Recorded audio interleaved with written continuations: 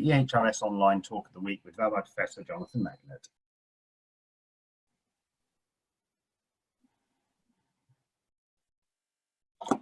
Okay, it's now time to begin. So it's absolute delight for me to be able to introduce my teacher and principal of Baeck College at the time when I was there, back in the 1990s, and who was principal up to 2005, Rabbi Professor Jonathan Magonet.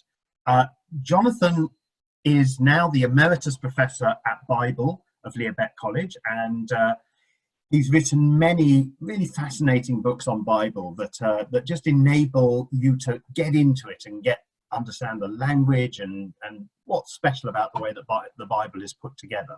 And really very, very well worth reading. Of course, one of the ways that you may know him is that he was the co-editor of all. Lost, no volume's gone. Make sure, there we are, that's better sound. There we are. He was just going back again, Rabbi Professor Jonathan Magonet was, as well as the Emeritus Professor of Bible at Baeck College and the author of many books on Bible, was the co-editor of all the Machzorim and Siddurim for the Movement for Reform Judaism and RSGB that preceded it since 1977, first of all, of course, with Rabbi Lionel Blue, Zichrono Livracha. So the Siddurim and Machzorim you've held in your hand ever since then have been, a very large extent, his work. Today, he's going to address a particular topic, and that topic is, how did Moses know he was a Hebrew? And in order to follow what he's saying, it would be a really great idea, if you haven't done so already, if you download the texts that you'll find on the Edgware and Hendon Reform Synagogue website. If you scroll down the front page of the website, then you'll be able to get yourself to where it says Online Talk of the Week. And if you click where it says this and this, the Hebrew and English text, you'll be able to see them and be able to follow more easily. So it's an absolute delight to be able to bring Jonathan forwards and for us to be able to begin to hear from him. Jonathan, thank you very, very much indeed for being here. And if anybody who hasn't seen this kind of silly background that I'm using, is just because my office here is not as tidy and as beautifully book-lined as Jonathan's, but so hence I put myself in Jerusalem at the top of the World Union for Progressive Judaism. Jonathan, over to you, please. Okay, Mark, thanks for the invitation to do this, and thanks also for the introduction. The title, How Did Moses Know He Was a Hebrew, is something which must have puzzled me for a long time, but I didn't really sort of pay much attention to it. Clearly, it seems that he knew he was a Hebrew, because in Exodus chapter 2, verse 11, it says, Moses grew up and went out to his brothers and looked upon their burdens. And presumably by brothers, it means here the Hebrews, because he then rescues a Hebrew who's being hit by an Egyptian. But the question still arises, how did he learn, given his history? Because if you remember, when he was born, his mother hid him in a special basket in the bulrush, in the Nile. He floated off, was found by Pharaoh's daughter. Luckily, Miriam had followed him, introduced herself, and invited Moses' mother to become a wet nurse for the child. And so Moses, in his earliest time, was nursed by his own mother until he was weaned. Now, the question, of course, is how old was he when he was weaned? In those days, it could be anything from 2 years to maybe 5. And if it was 5, then his mother told him a lot about his background. But if it was earlier, there was no knowledge which he would have had. So he grew up in the palace of Pharaoh until he was of an age that the story begins, that he grew up and went out to his brothers. So before we get to the text, I want to tell you about a bit of slightly off the board research I did, because there were some people who were very interested in this question because they had to show it in a certain way. And the first of these was Cecil B. DeMille and Charlton Heston for the 10 Commandments. And I was interested to look at the movie again to see how did they find out, how did Moses in the movie find out? Well, when Moses was grown up, according to the Hollywood version, he was in love with a princess of the Egyptian royal family. And that princess had a maid who had been there when Moses was drawn out of the river. And she knew that he was swaddled in a Levite cloth. So she knew that he was secretly Jewish. Now that this new princess wants to marry him, the maid gets very angry, doesn't like the idea of this Jewish foreigner marrying a great Egyptian princess, and so tells the princess in the hope that she'll get rid of Moses. Instead, she's so much in love with Moses that she pushes the maid off the balcony and kills her, at which point in the movie, Moses by chance comes in, sees the Levite cloth in which he was covered, and asks the questions and discovers suddenly that he was really Jewish, or Hebrew, better said. So that's the Cecil B. DeMille version. I have to also tell you a little side story on that. My father took me to see the Ten Commandments when I was a kid. And to my great embarrassment, when they showed the naked baby on the screen, he shouted out, "But he's not circumcised." So blushing, I sort of hid under the seat until the noise had passed. So having gone to that one, I then got obsessed with how did Hollywood deal with it. And in fact, there was also in the 70s in Italy a television series starring Burt Lancaster as Moses. And in that version, the young Moses, played by Burt Lancaster's son, incidentally, was dissatisfied with the Egyptian wisdom literature. So he decided to ask the Hebrews about their information and got a bit involved with them. And by chance then met Miriam, who told him the history of his birth. And in fact, the voiceover then says that Moses was empty of all knowledge of his people, and Miriam had to fill this emptiness. And the same story is also, in a sense, told by the animated musical Prince of Egypt, because again, Moses meets Miriam through all sorts of odd reasons, and she tells him the history of his life. Just to be up to date, I checked on a more recent version of the Ten Commandments, starring Doug Ray Scott, and in that version, his mother, Moses' mother, only agrees to breastfeed the baby if Pharaoh's daughter agrees to tell him about his origins, which she does so, and that's how he learns. And finally, at the cutting edge of film scholarship, I checked the spectacular Exodus Gods and Kings with a much more heroic Christian Bale, and he knows that his background is suspect. Moses knows his background is suspect, but on a visit to Pithom, one of the cities that the Israelites were building, he learns the truth of his birth from the leader of the Jewish elders, played by Ben Kingsley. And Moses dismisses this information as an example of bad Jewish storytelling, but he's obviously denying what he actually knows. So all of these things show that, at least in Hollywood and in Italy, they were trying to find some way of explaining how Moses knew.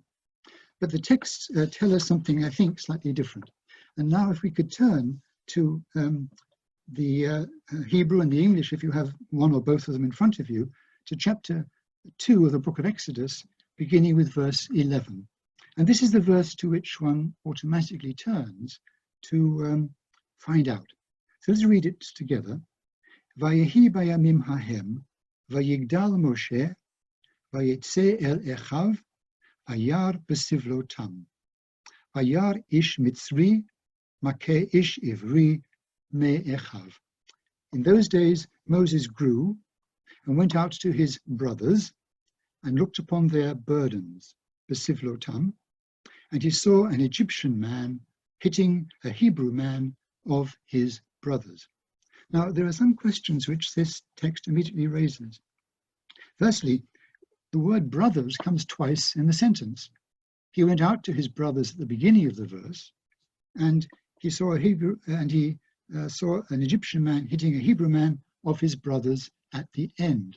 Now, generally, when you try to read biblical narrative, you're concerned about redundancy. The narrative is always very sparse. So when it decides to repeat a word which seems unnecessary, you have to ask yourself why. So that's the first question that is important in asking about this verse. The second thing is, something odd about the Hebrew is that the word ish is introduced twice. It says that an ish mitzri, an Egyptian man, was hitting an Ish Ivri, a Hebrew man.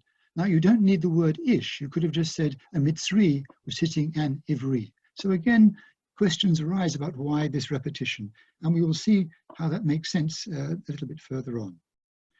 And the third question is, when it says, he looked upon their besivlo tam, what is it referring to? What are the burdens and whose burdens? Now, there is actually, to that question, a very simple answer, but it needs you to do a bit of further reading in the Bible. If you look down your sheet, you will find that we've got Exodus chapter 1, verses 10 to 11. By the way, if I'm going too fast, Mark, sort of wave a hand at me or tell me to slow down. So at this point, I think you're going at a perfect pace. It's just lovely to be able to say, first of all, that there are 22 screens watching. So there's probably a class of 25 to 30 people enjoying this. But also I want to say to anybody who's wondering, where are these texts coming from? Remember, go on to the EHRS website. And if you scroll down the page, then you will find it says Online Talk of the Week. And you'll see it says Hebrew text and English text, and just download them. So I think Jonathan's going at exactly the right speed. I just want to say to everybody that if you have any questions that are coming out of what we're hearing, please feel welcome to email me at rabbi.mark@ehrs.uk. That's rabbi.mark@ehrs.uk, and I'll pop up and I'll ask the questions of Jonathan on your behalf. So Jonathan, please take us back into the text. Thank you.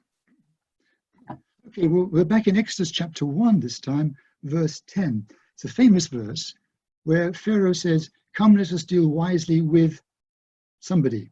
Now, Hebrew, havanit chakma lo. Now, lo, of course, literally means him.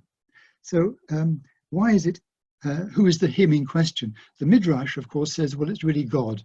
And so Pharaoh's advisors were telling him how to do something against the Israelites by dealing with God. But the actual Hebrew text probably means that the word lo, him, refers to Am Yisrael, the people Israel. The word Am has been used in a verse before to represent Israel, and it's singular.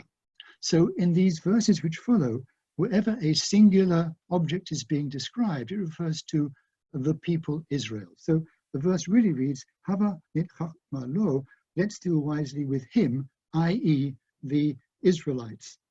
And then it goes on, Pen yirbe'eh v'haya, lest he, the Israelites, singular, increases, and a war starts, and he, singular, will join our enemies and fight against us, and he will go up from the land. So all the way through that verse, Israel is referred to in the singular form. But in verse 11, which follows, they placed upon him, vayasimu alav sarei misim, leman anoto. So they, referring here now to the Egyptians, placed upon him, alav, again referring now to Israel in the singular, sarei misim, taskmasters, leman anoto, literally to afflict him, namely Israel singular, besivlo tam, with their burdens. And the ending with the mem means that this is plural, referring to the Egyptians. So the Egyptians placed upon Israel taskmasters to afflict Israel with their burdens, the Egyptians' burdens, namely building all these store cities. So the Egyptians are in charge, Israel is doing the dirty work. So besivlo tam can only refer to the burdens of the Egyptians, the jobs which Pharaoh makes the Egyptians do, building the cities, using the slaves to do the dirty work. So if that is the case, and we go back now to chapter 2, verse 11, when it says, in those days Moses grew up and went out to his brothers and looked upon their burdens, besivlo tam, the word besivlo tam, as in the previous chapter, can only refer to the burdens of the Egyptians. And so when Moses goes out to his brothers and looked upon their burdens, the brothers in this case have to be the Egyptians. And that makes perfectly good sense, because for most of Moses' life, virtually all of it, the Egyptians have been his brothers. He belongs to the palace, he's the son of the princess, and that is where he considers his family and loyalties to be. So that's the first riddle solved. What does it mean by besivlotam, their burdens? But then he goes on, and he saw an ish mitzri, makeh an ish ivri. He sees an Egyptian man hitting a Hebrew man. Now, at that point, I mentioned that the word ish was redundant. And I think it's interesting that what happens is that each of these two groups of people, the Egyptians and the Hebrews, are somehow, or the word ish, man, is qualified in each case. That's to say, each of these individuals who is involved here is qualified by the name either Mitzri or Ivri, Egyptian or Hebrew. They are classified according to their role in relationship to each other. The Egyptians are the masters and the Hebrews are the slaves. And so it is as an Egyptian master that is hitting a Hebrew slave. The word ish in both cases is qualified, and I'll explain later why that qualification is necessary. So when it then says, at the end of that same verse, that he saw an Egyptian man hitting a Hebrew man, me'echav, of his brothers, the redundancy, the repetition of the word of his brothers suggests that now the word his brothers does not refer anymore to the same his brothers as at the beginning of the verse. At the beginning of the verse, he went out to see his Egyptian brothers, but when he sees this, the killing of another man by the Egyptian, he identifies with the victim. And the brothers with whom he now identifies are the Hebrew slaves. And that is the moment of transition in Moses's identity. A moment not because he's particularly fond of the Hebrews as his family or as anything else, he just sees them as victims. And he's one of these people so concerned with justice that his own sense of justice is here challenged.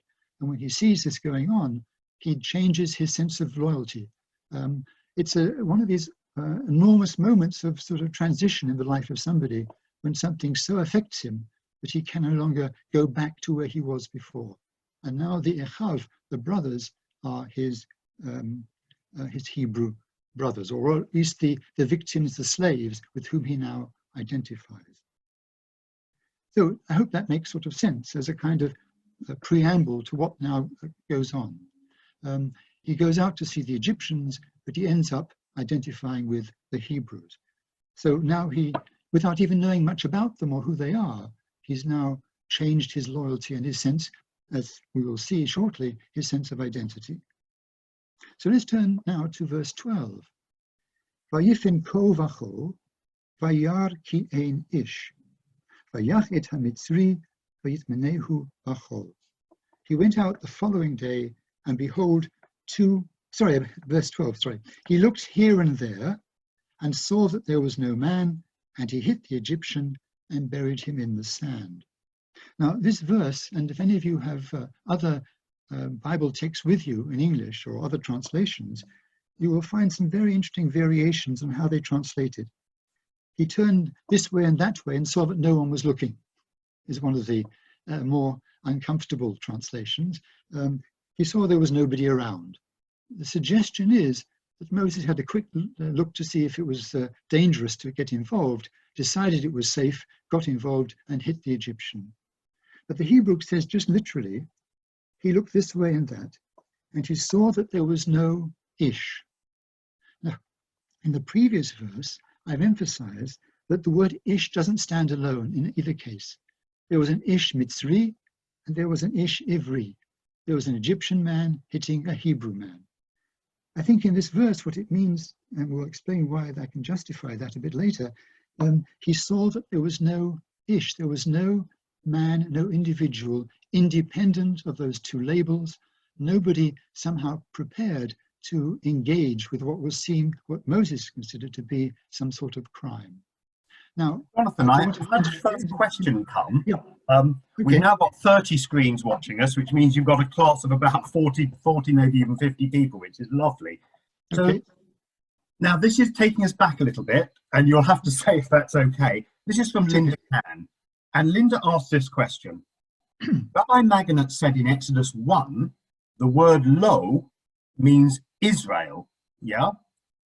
But why is it interpreted as a plural when it's so clearly singular? Oh, This was Exodus 1, 10 to 11. yes.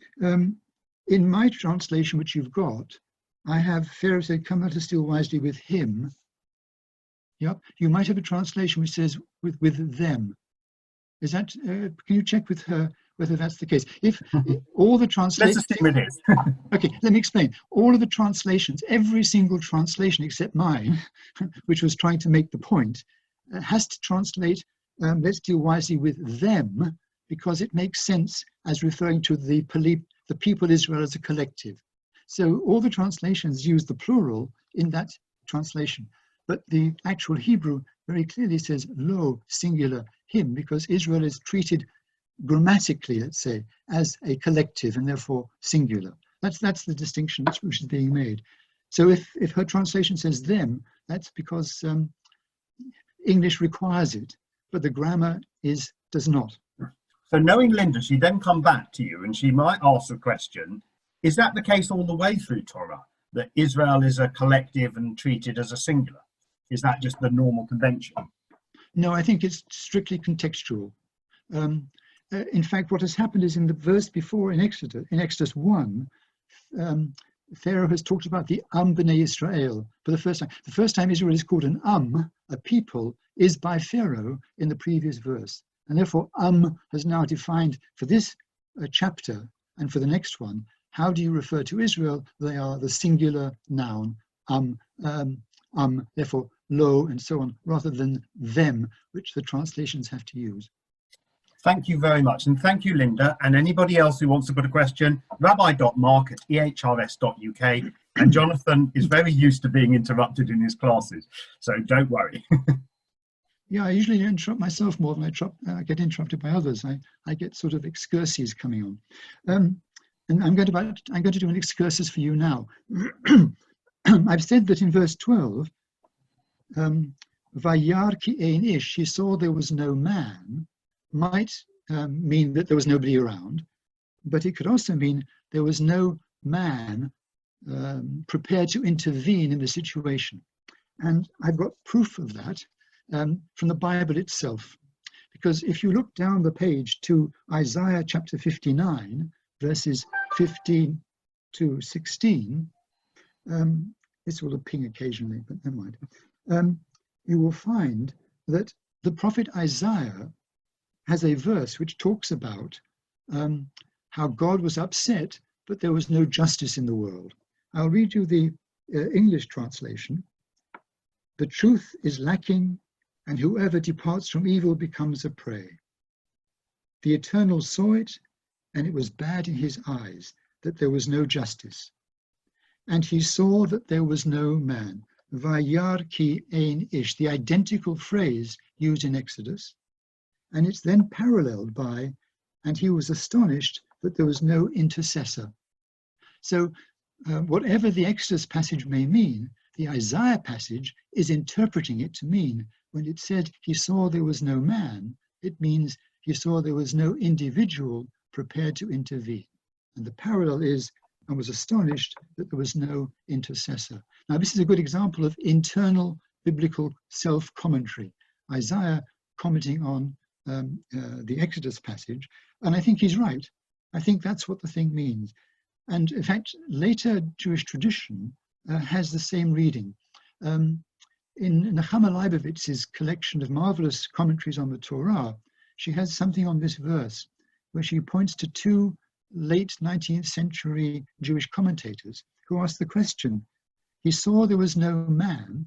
Now, what about among the Egyptians? And the guy says there was no man among the Egyptians because they couldn't get out of their role of the masters who were free to do what they liked to the slaves. And another commentator says, no, it means there was no man among the Hebrews because they were so caught up in their slave mentality that they didn't dare intervene. So Moses, as the only independent man, the only one who had grown up as a prince in the palace, had the courage and the initiative to intervened. And therefore, he hit the Egyptian and buried him in the ground. Now, interestingly, the word for hit, vayach, naker, is the same verb used in verse 11, where he saw an Egyptian man hitting a Hebrew man. Now, in these two verses, the word for hitting is naker, which seems to mean a heavy blow, but in some cases is fatal. I emphasize this because later on, instead of the word naker, we will have the word harag, to kill. So we have to, as always with these Hebrew texts, watch the changes of verb and watch changes between verses. Any new questions coming in, or shall we just carry on? Mm-hmm. Not yet. But Okay. anyway, just to say again that if anybody doesn't have the text and is wondering what Jonathan's referring to, ehrs.uk, scroll down to Online Talk of the Week and you'll find the text there. But do feel welcome to send any questions to rabbi.mark@ehrs.uk. Okay, now let's go to verse 13. And Moses went out on the following day, and behold, 2 Hebrew men were fighting, and he said to the offender, "Why are you hitting your neighbor?" Now, it seems to me that this is the crucial moment in Moses's transformation, that after now having got involved with these slaves, the next day he goes out to find out who the hell they are and what it's all about. And the fact that he identifies with them as the victims leads him on, he's inevitably drawn in. He cannot now escape from this experience. Plus the fact that he did kill a fellow Egyptian, and that will have consequences perhaps for him. So he goes out the second day, and what does he see? Typical Jewish situation, a couple of Jews having a quarrel, and perhaps even occasionally resorting to violence. Two men, Hebrew men, fighting each other, and suddenly a new Moses emerges. Moses the judge. Moses, who's been raised to be a kind of leader of the Egyptians, presumably with military training, presumably with a role to play in the bureaucracy, perhaps a legal role to play. All of these things are part of his, must have been part of his education as a prince in Egypt. And so he sees something which he thinks is wrong. This time he decides not to intervene and beat somebody up first of all. He asks the question. He challenges the one who he sees as being the guilty one and says, "Why are you hitting your neighbor?" The word for hit is still naker, the same verb as was used in the previous verses. And the answer he gets is absolutely typical Jewish, I'm afraid. It's kind of, "What have you done for me lately?" or "Who the hell do you think you are butting into our private conversation?" Vayomer mi samacha le'ishsa v'shofet aleinu. Who made you a prince and a judge over us? It is a magnificent put down to a Moses who has sacrificed perhaps the entire identity and the whole of his career potentially as a prince in Egypt to help these guys. And what do? As soon as he tries to say hello to them, they attack him and insult him and use the word sar. Who made you a prince over us? I've emphasized the word sar because it will turn up again later, much, much later, maybe some 40 years later in Moses' history. And we will see how it upsets him then, as it probably upsets him now. He didn't choose to be a prince, but he's now being accused of lording it over these slaves. And then, again follows up, of course, in the classical Jewish way.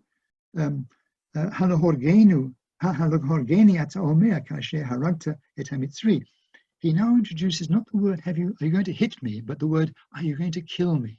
He's escalated what Moses did as a kind of measure for measure into the word kill. It's a new dimension.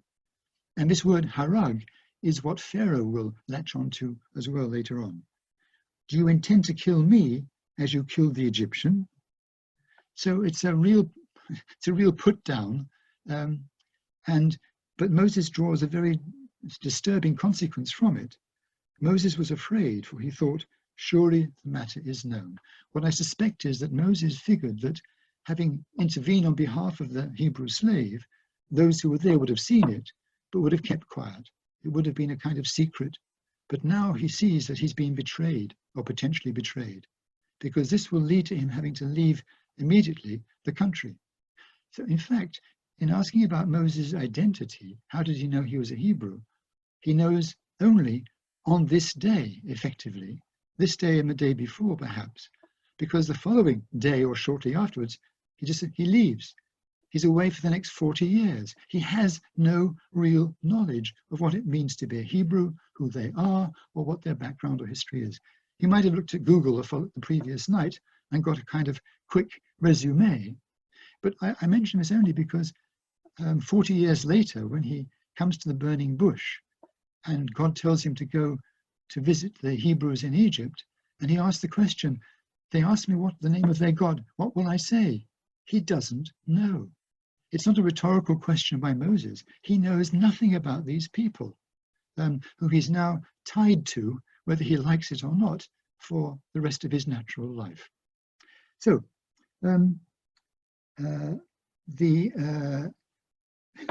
this unpleasant response from the Hebrew leads him to be afraid, and he knows now that the thing is aware. So we should move on unless there's any questions to this, or if you have one, Mark. So one of them comes up from what you just said. So that passage at the burning bush where he's saying, you know, what shall I call you? That just seems so obvious on face value. Yes, I don't have confidence. And often, you know, sermonically, we talk about confidence and how do you have confidence in who you are and the mission that you might feel you have in life.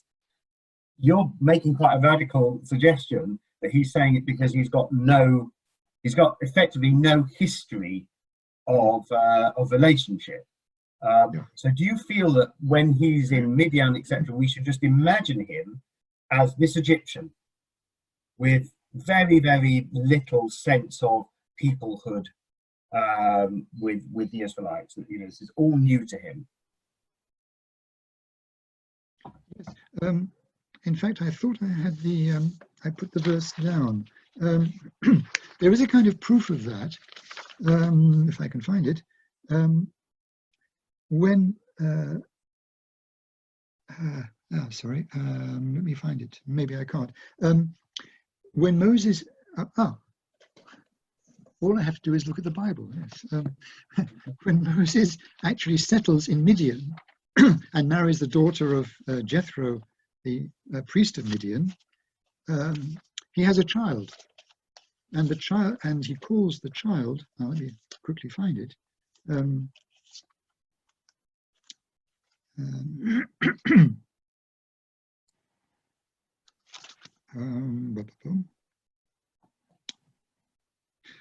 It's in chapter 2. It's at the same chapter. I don't think I've given you the verse. In verse 22, his wife bears a child and calls his name Gershom, for he said, Ger hayiti be'eretz nochriah. I was a stranger in a foreign land. Now, Moses is a stranger in both lands. He's a double exile. He was exiled from his Hebrew origins by being a prince in Egypt, and now in the land of Midian, he's an Egyptian exile in the land of the Midianites.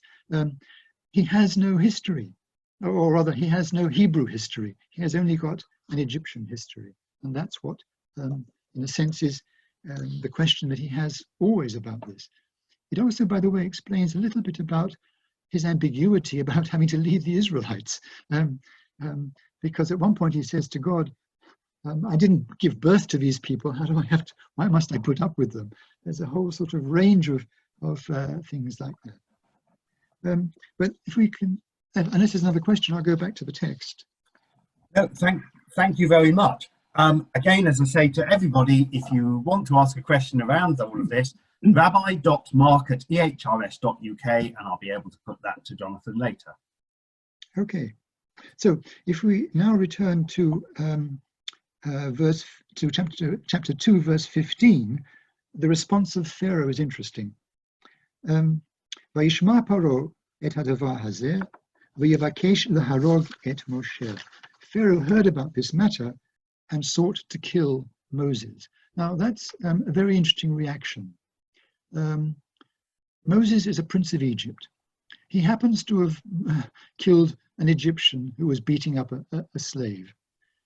Now that might have been, okay, any other Egyptian prince might have done the same thing, and it would have been swept under the carpet. There would have been a sort of an attempt maybe to put some kind of police examination of what really happened, but he would have been set free. He would have got away with it.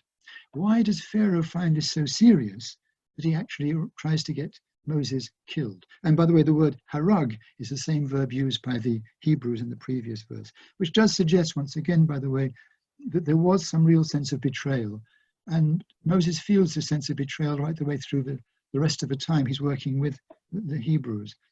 In fact, the rabbis picked up on this. They asked who were the two Hebrews who were fighting that Moses intervened with. And they said they were Datan and Aviram, two Reubenite brothers. And you will find at various other places in the rest of the journey through the wilderness that Datan and Aviram are always starting trouble against Moses. If two guys are saying, let's go back to Egypt, it's Datan and Aviram.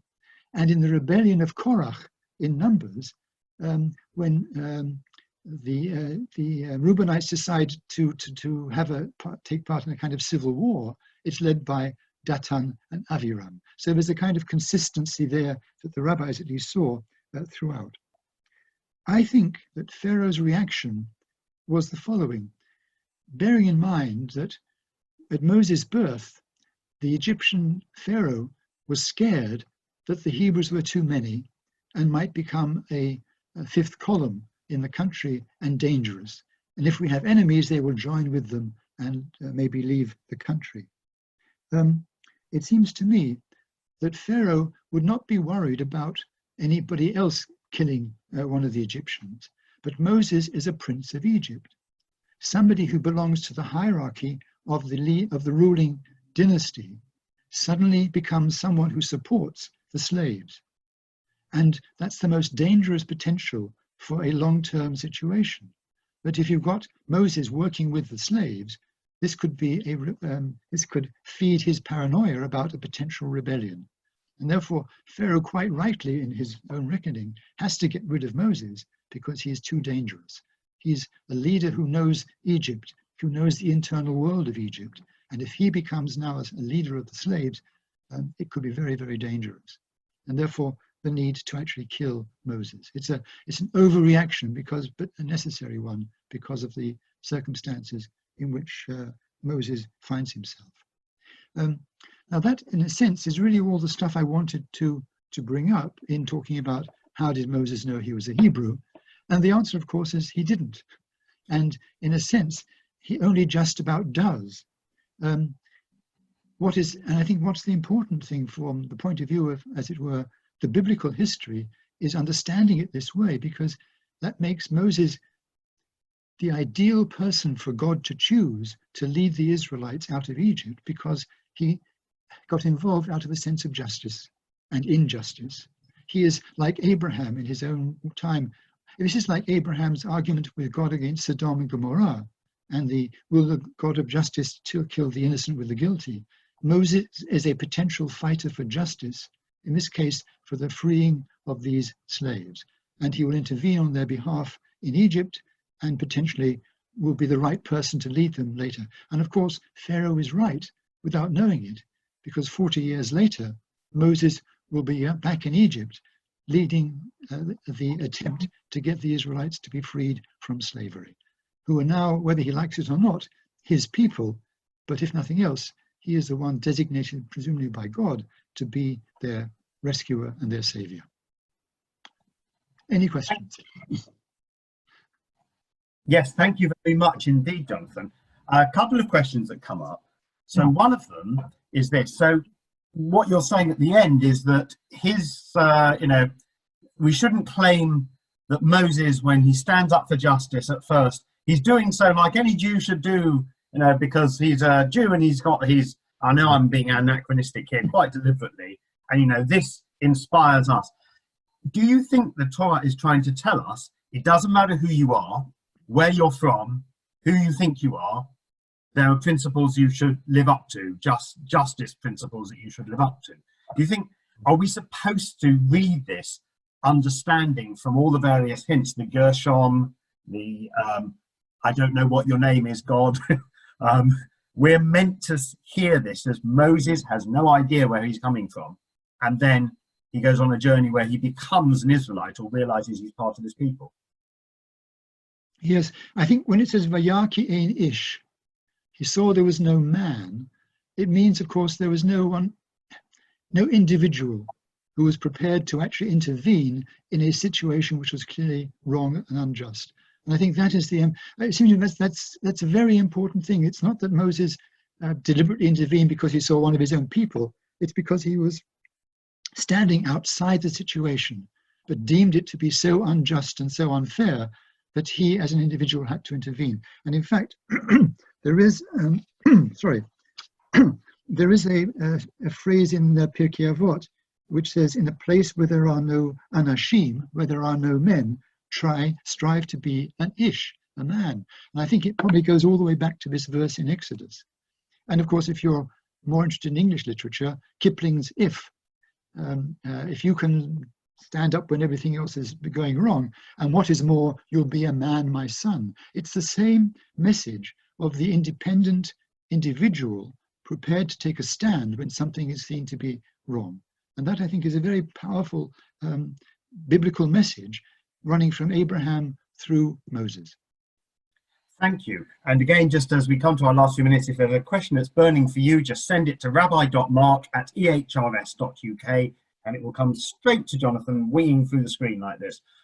Another question that comes up is, you quoted Isaiah. So down about 2/3 down the page, you quoted from Isaiah 59, where Isaiah is essentially saying that there's no justice around. God saw there was no justice around, and so therefore God had to intervene. And you said that it uses exactly that same phrase, Vayaki ein ish, and God saw that there was no man. Now, would you imply from this that this Isaiah, and this is, for those who know their Isaiah, this is the second Isaiah, so we assume this is the Isaiah, third by now, okay, so it's the Isaiah speaking after the exile in 59? I don't know, I always thought that started at 60, but no, it's 40 to 50. 40 to 55. 40 to 55. Okay, thank you very much indeed. Sorry, you're the expert in Bible. So this is the third Isaiah after the exile.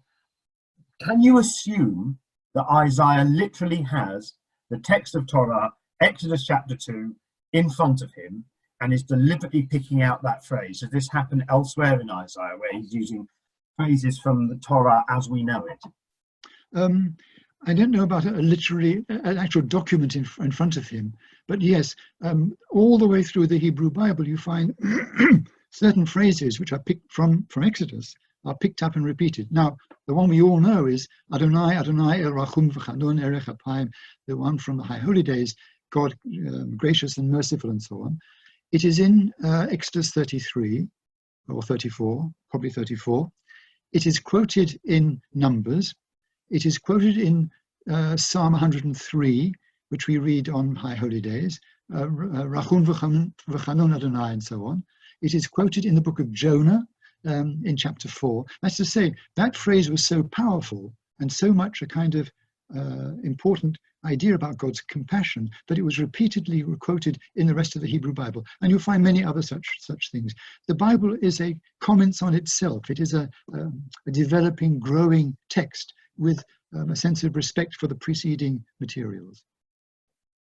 Thank you. So we can assume that Isaiah has this in some way, or these words just went down the generations. Yes, as an oral tradition, as the story of Moses. Why did he respond in that way?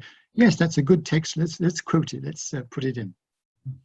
And as a final question, as we're coming to the end at 10:45, so when you started your talk, you spoke about the Ten Commandments, Exodus, all these films. We're talking about Moses now. Why do you feel that Moses is such a fascinating character? What is it about him? And obviously You know, he's so much in the core of our story, but what is it about Moses that keeps grabbing attention, generation to generation, media, culture, all sorts of things? What is it about him, do you feel? I think many things, obviously. There's a Jewish stuff because he's source of Torah and so forth. I think generally because he's such an ambiguous figure. Where does he come from? Who is he? And how does he cope with this awful identity which has been dumped on him? And these 40 years in the wilderness and putting up with people, and his tragic end that he doesn't get to see the promised land and so on. Though I would say with that, last word, there was a very good commentary about this. Moses was not allowed to enter the promised land. And this is seen as a great tragedy. But Werner Peltz suggested, no. Had he entered the promised land, he'd have had to deal with the sochnut, with the bureaucracy. It would have been so miserable. Better to die in the wilderness with your hopes and your dreams still with you than to have to face the reality. Lovely. Thank you so much. Thank you, Jonathan, for sharing this talk with us. These talks have been really lovely, and what's really super is the numbers of people who are enjoying them are showing us that the community of learners at Edgware and Hendon Reformed Synagogue is alive and kicking and still willing to learn, which is lovely. We were with Jeremy Lee last week and Rabbi Laura Janet Klausner the week before and Rabbi Greg Alexander the week before, and this is really super. And we so appreciate you, Jonathan, doing this for us. As you've asked, this talk has been recorded, and I will ask your permission at some point whether we can actually put that recording, a link to that on our own website, because some people would like to follow this also at their own pace, as they did with Jeremy's talk last week, and I'll speak with you about that later. Okay.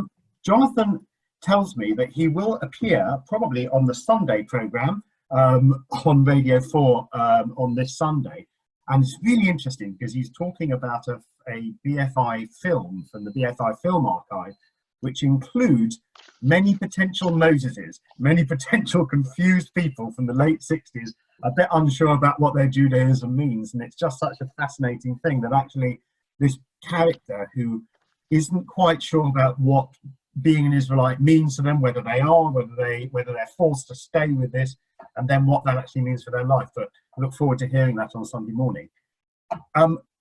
Just to tell you what's coming up next, next week, on Thursday morning at 10 o'clock, and that's due to their own timetable, we have our Voices Across Continents, where EHRS will be linking with Shirat Hayam in Odessa, a congregation there led by Rabbi Julia Gris. And for this one, we're going to do it on Zoom so we can really all see each other.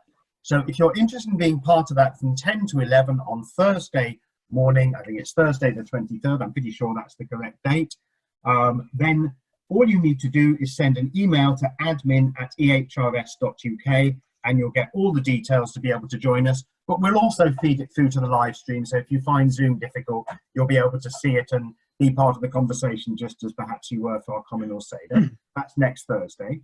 And then on Sunday morning, the April the 26th, from 10 o'clock to 11, our Talmud class continues. And we're studying Talmud Kiddushin. And the section we're studying is all about the Talmud's idea of how a child should be educated and brought up, and the role of a father and the role of a mother in that. Really fascinating and brings up a lot of questions for our day. If you're interested in being part of that, for that one, it takes place on Zoom as well, and you just need to email me, rabbi.mark@ehrs.uk. You'll find the details for all of this on the front page of our synagogue website. And in the meantime, just want to wish everybody Shabbat Shalom. You might join us tonight for our service at 6:30, or Erev Shabbat at Rabbi Emily's home at 8 o'clock on Facebook Live, or you might join us tomorrow morning at 10:30 for our service. And again, our Shabbat Babayit at Rabbi Emily's home is at 11 o'clock on Facebook Live. So live stream or Facebook Live, whichever way.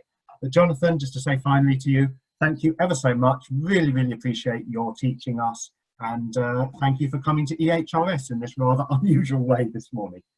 Thanks too, and Shabbat Shalom to everybody. Shabbat Shalom. Now, Jonathan and I are going to have to stay on the screen for a little bit so that the live stream catches up and we don't cut it off by mistake.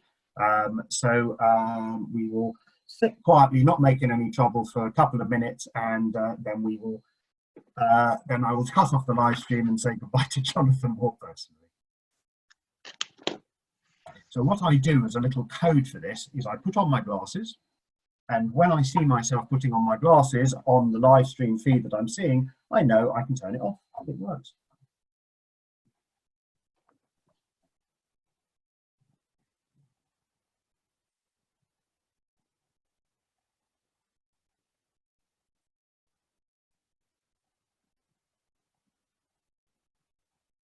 Not by mistake.